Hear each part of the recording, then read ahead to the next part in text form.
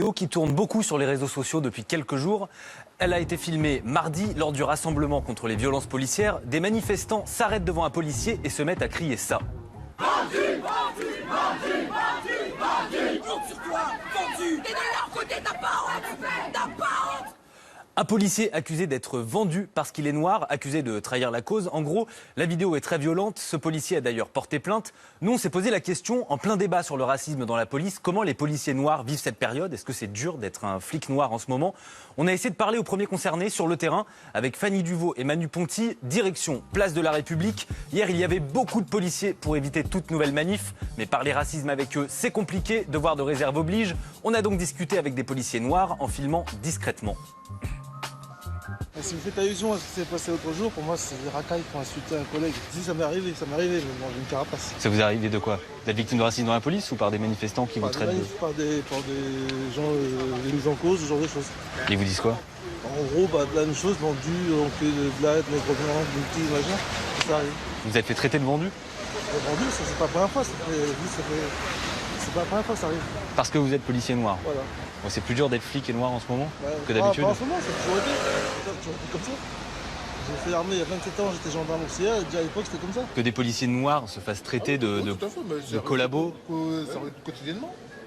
Vous faites traiter de collabos quotidiennement? J'exagère que je dis quotidiennement, mais très régulièrement, oui. Et sur le racisme dans la police, vous en avez été victime ou... Moi, personnellement, non. Mais ça existe? Ah oui.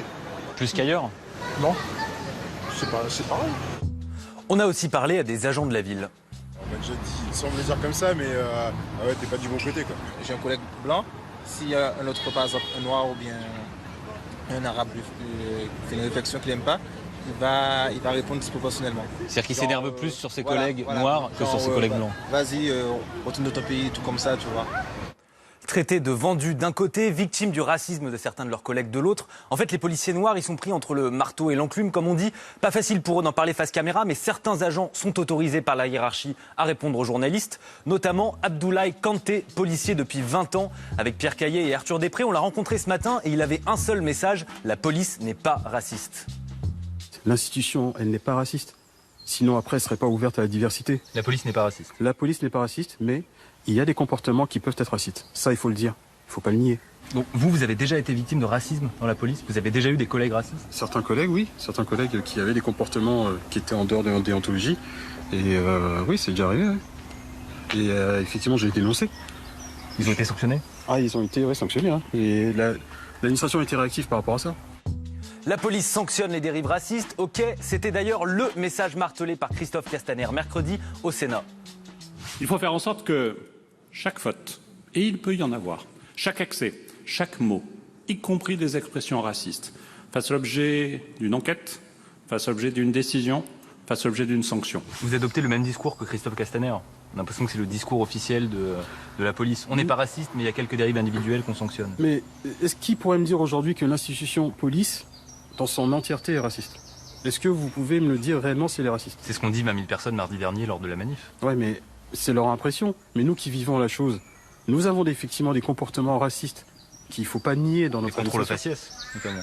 Dans les contrôles au hasard dans la rue, les policiers n'ont pas une tendance à viser plus particulièrement les Noirs et les Arabes? Non, enfin, c'est pas... Vous savez, quand vous avez un contrôle d'identité, j'ai envie de vous dire que c'est en fonction de l'infraction qui est commise et tout ça. Donc après, vous avez, comme je vous expliquais, on régit par rapport à un code. Un code donc, qui nous permet de mettre les contrôles. Mais est-ce qu'il est toujours respecté?